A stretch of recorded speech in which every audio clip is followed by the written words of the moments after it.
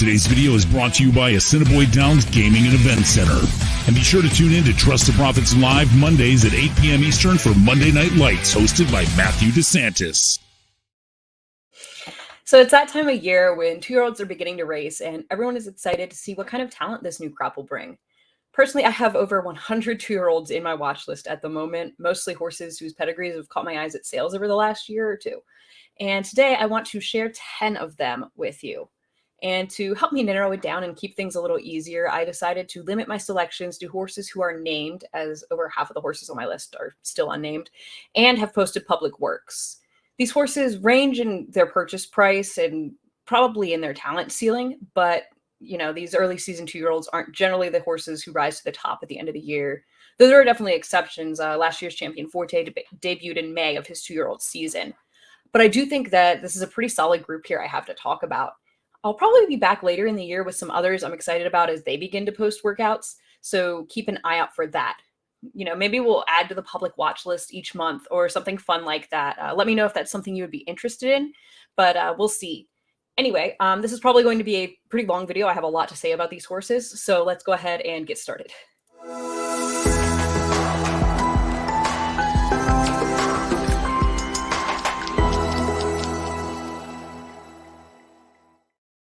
So we'll start out with Hold Your Applause. He's a colt by Oscar Performance out of the Unbridled Song Mare Fast Bridled. He's probably my favorite of this group, I'd say. I liked him on Pedigree going in. He was on my short list for OBS April, and then I saw him in person and just absolutely loved him. He was a $120,000 Fasig-Tipton Saratoga August yearling, and then was a $240,000 RNA at the sale. And at the sale, I just really fell in love with this horse physically and especially his personality. He just kind of gave off this vibe of being a really intelligent horse. He seemed like a really curious horse who was taking things in without being overwhelmed by all the commotion at the sale. So I really liked that about him, and I think he has a lot of promise. Oscar Performance, of course, has been a stellar stallion so far. He's gotten both dirt and turf horses. He gets over 10% black type horses in his 57 starters to date, including the really remarkably talented Red Carpet Ready. So Hold Your Applause has a really nice pedigree. He, again, like I said, he's by Oscar Performance. He's out of Fast Bridled. And you can see on the bottom there, his fourth dam is Personal Ensign. His dam, although she was unraced, has a Group 1 placed winner by Kitten's Joy named Simric, and also produced the stakes placed Lismore by Tisnow, who hit the board in the Florida Oaks. The cross of Kitten's Joy over Unbridled Song has produced 2 stakes winners in 25 starters, which is 8%. And Oscar Performance has graded stakes winner, and the winner is out of an Unbridled Song second dam. So I'm definitely looking forward to the future from this horse. Next, we have Big City by City of Light out of the Unbridled Song Mare Dalsaros. I absolutely love this pedigree, but we'll get into that in a minute. He was a $300,000 yearling and then RNA'd for $445,000 at OBS April.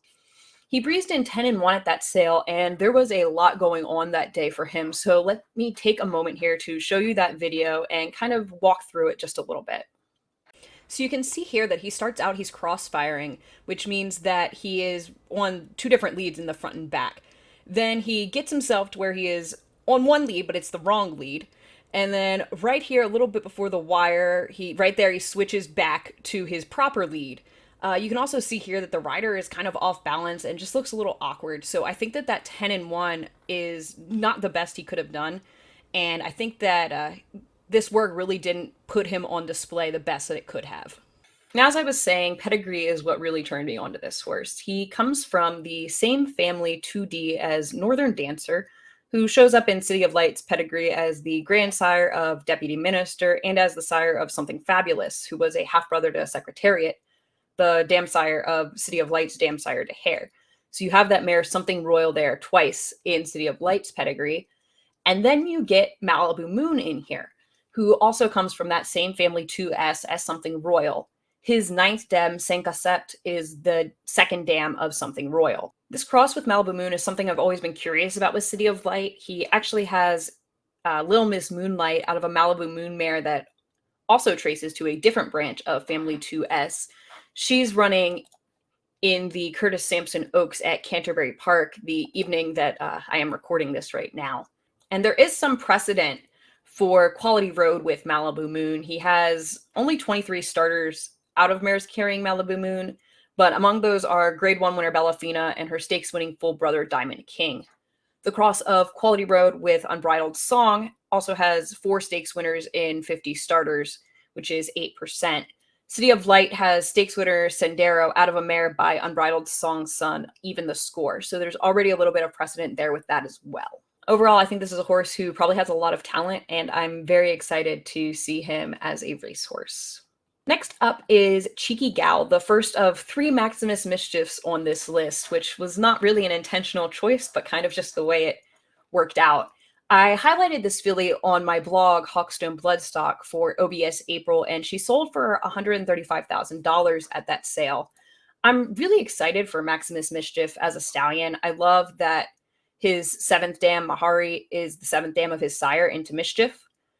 Cheeky Gal's best sibling was by Into Mischief's son, Can the Man. That horse, Spectacular Gem, rose from the claiming ranks to become a stakes winner at 3 and 4. And had wins ranging from 6 furlongs on the dirt to a 1.8 miles on the turf. So there is some versatility there. 9 out of 10 of the damn Black Hawk Honeys foals to race have won, though Spectacular Gem is by far the best and the only one of real quality. This is a family with a lot of longevity. There are 5 multiple winners and 9 horses to race at least 10 times in their career. I really like a lot of the line breeding going on here with Black Hawk Honey, especially when combined with Maximus Mischief. Malabar Gold's 2nd dam, Incantation, is the 3rd dam of Unbridled Song, who's the sire of Maximus Mischief's dam sire Song and a Prayer. Therefore, you have Incantation 7x4 in this pedigree. Then you have Black Hawk Honey's 2nd dam sire, Superbity, who is a half-brother to, in reality, the 2nd dam sire of Unbridled, who appears 5x3 in this pedigree. Therefore, you have that mare, My Dear Girl, 9x7x5 in this pedigree. The cross of Into Mischief with Well Decorated has produced 4 stakes winners in 33 starters, including Maximus Mischief himself. Cheeky Gal breezed in 10 flat at the OBS April sale, and I thought she looked really good doing it. She has good reach and kind of a leggy sort of filly.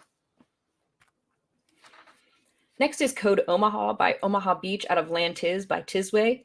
He just this week made the list by virtue of having his first published breezed at Keeneland. And I really love the Omaha Beach Tisnow cross here. Omaha Beach is inbred to Rubiano, whose 2nd dam is a full sister to Relaunch, the grandsire of Tisnow.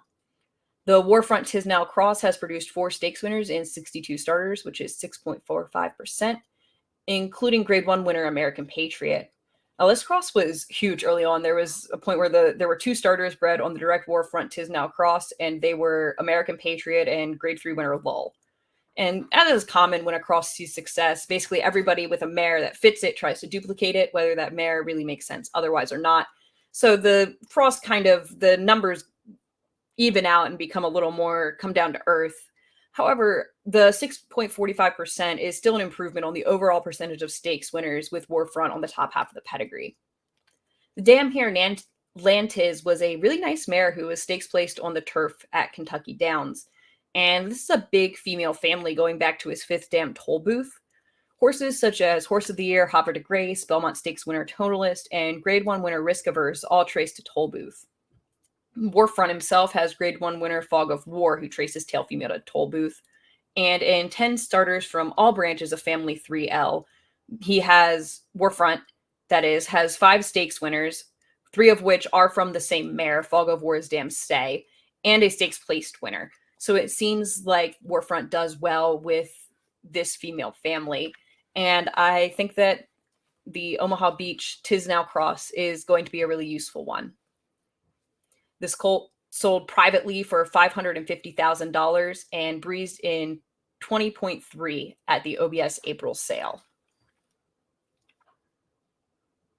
Next is Right to Vote by Vino Rosso out of Forbidden Frolic by Verrazano. This was a $200,000 Keeneland September yearling, whose dam is a half to graded stakes winners Mocat and Frolic Stream, as well as to stakes winner Frolicking.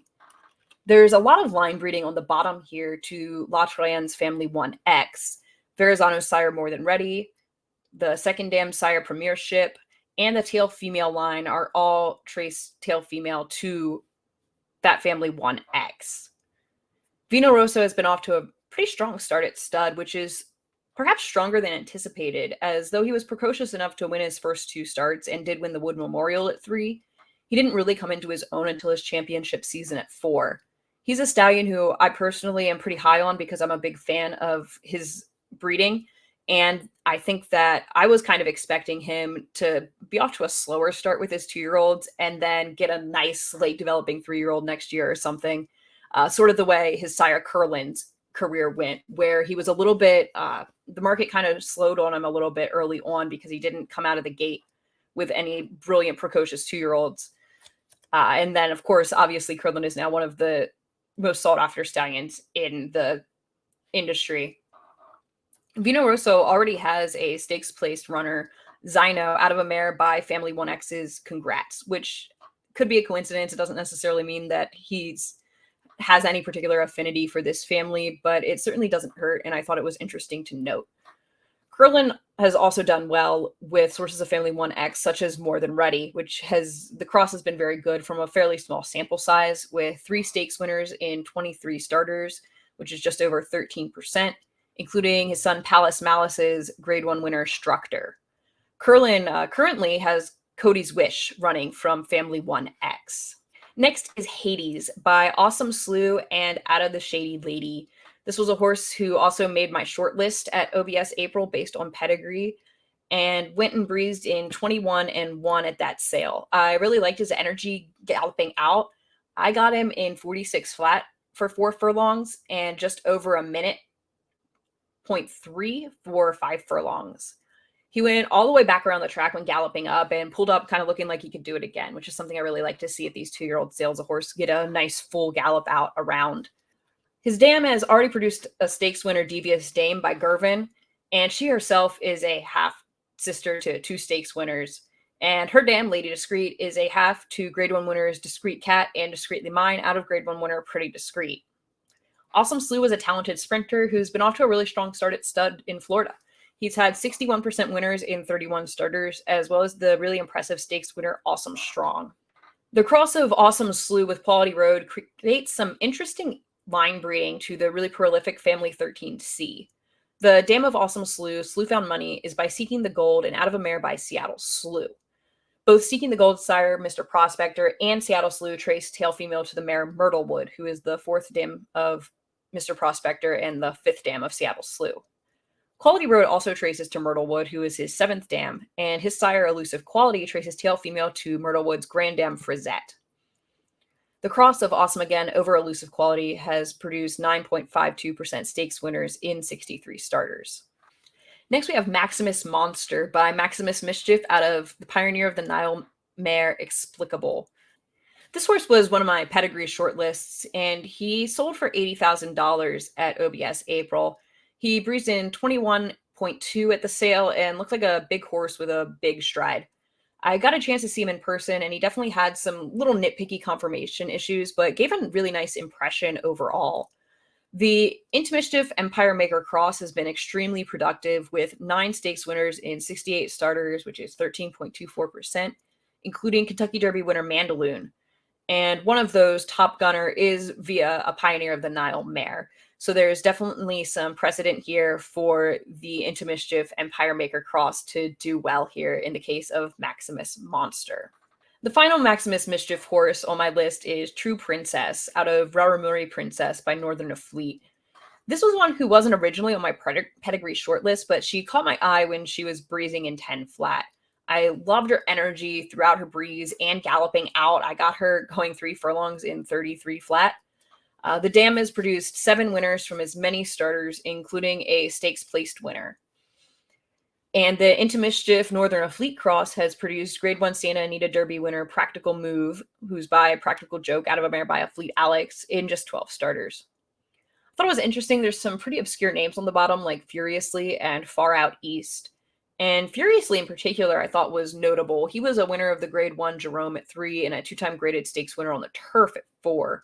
And according to Pedigree Query, he had fertility issues throughout his stud career, but he sired 76% winners in 46 foals and got 4 stakes winners from those foals, which is 8.7%, including this filly second dam format.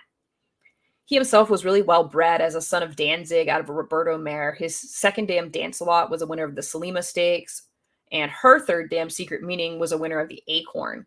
The Dancelot branch of that family 16H is also responsible for Kentucky Jockey Club winner Tis Wonderful. And Secret Meeting's tail female descendants include horses such as Albert the Great, English Oaks winner Long Look, and multiple Grade 1 winners Desert Wine, Menifee, Vasiliev, and Sensational, among other stakes winners. Then we have Crevallo Oro by Constitution out of Sonoma d'Oro by Medaglia d'Oro. This is another one who was not originally on my short list, but I liked her breeze a lot. She went in 10-1, and I got her 3 furlongs in 34.3. I liked her energy a lot there. She was withdrawn from that sale, though, and appears to be in training with Mark Cassie, with 3 works at Cassie Training Center and 3 at Woodbine, where she's been putting in some pretty sharp works. She was a $60,000 Keeneland September yearling. Her dam, meanwhile, was a 2-time winner at Turfway Park in maiden special weight and allowance company, but her first 2 foals to race have not been that good. The first foal by Super Saver is a winner, but for 7,500 maiden claiming at Will Rogers Downs. And the second foal by Flatter is a maiden in 4 starts who has hit the board twice at Monmouth Park, but most recently for a tag. So clearly there's some hope here that this filly is better. But I think Constitution does bring something interesting to the table here. The cross of Tapit over Medaglia d'Oro has produced 6 stakes winners in 77 starters, which is 7.79%. And Constitution himself has Grade 3 Greenwood Cup winner riding with Biden out of Medaglia d'Oro mare. The Tapit Unbridled Song cross is also fairly good with 12 stakes winners and 2 Grade 1 winners in 213 starters. That's 5.63% stakes winners, including horses like Unique Bella and Tapit Trice. Constitution has done even better with Unbridled Song. In 22 starters, he has 3 stakes winners, which is 13.64%. So I'm looking forward to this filly and seeing how she does on the track and hoping that she can be a bit better than her dam's 2 foals to race to date. And finally, we have Bugattu. He actually debuts this Saturday, June 24th at Ellis Park. He's a horse who was on my Pedigree shortlist and sold for $14,000. His breeze time was a fairly average 10.3, but he had a lot of energy on the gallop out and went all the way around the track, which I found notable. And he's been putting in some really fast works at Turfway Park. He has 2 full siblings who are both winners. His sister Game Stonks was a non-factor in her debut, but won second time out in a $25,000 maiden claimer at Laurel, then absolutely blew the doors off of a starter optional claiming field at Parks in her next start. That filly has earned over $150,000 in her 14-race career and has won 5 times. The other sibling raised the praise, tried 4 times to win at Louisiana and Evangeline Downs, but did break through when trying turf for the first time in a Louisiana Downs maiden special weight, though she's not been competitive in 6 tries since. Incidentally, she is also entered Saturday at Evangeline Downs. Blofeld is a son of Quality Road who comes from a really big female family. 4 of his first 5 dams are stakes winners, and the other is stakes placed. And he traces back to the Irish champion 2-year-old filly Minstrella as his 3rd dam, and Hall of Famer Gallarette as his 6th dam. Other horses tracing to this female family include Quality Road's Grade 1 winner Bleecker Street, who traces tail female to Blofeld's 4th dam Flight Dancer. Champion and leading sire Gunrunner also traces to Flight Dancer as his 4th dam, as does Horse of the Year St. Liam, half-brother to the dam of Gunrunner. The biggest draw with this pedigree for me is the way Quality Road crosses with the dam sires involved. The Quality Road Dixie Union Cross has produced 4 stakes winners in 44 starters, 9.09%, including 3 Grade 1 winners, Klimt, Salty, and Caledonia Road. An interesting aspect to me of this cross is that both Quality Road and Dixie Union are bred on the same line breeding pattern. Their sire and dam each share a low family. Quality Road's dam Kobla and Elusive Quality both come from family 13C, whereas Dixie Union's dam She's Tops and sire Dixieland Band both come from family 4M. Both of these families, 13C and 4M, come from the same I2A1 mitochondrial haplotype. And Bugattu's second dam sire, Dynaformer, also shares this haplotype. The cross of Quality Road over Dynaformer has produced 2 stakes winners in 17 starters, 11.76%. One of these, Bob Hope's stakes winner High Velocity, is actually out of a Dixie Union Dynaformer mare, which makes this breeding extremely similar. Bugattu is the co-third choice on the morning line at 5-1 for trainer Jeff Engler. And I'm really curious to see how he comes out here and whether he can get the job done in his first start. So there is my initial look at a short list of 2-year-olds to watch and keep an eye out for coming up this season. Let me know what you think, and if you have any 2-year-olds that you have an eye on in particular coming up this year. And also let me know if you would like to see more of this, whether you want to see horses who haven't debuted yet or horses who have debuted who I think might have some talent going forward. Anything like that. Let me know what you'd like to see, and until next time, thank you.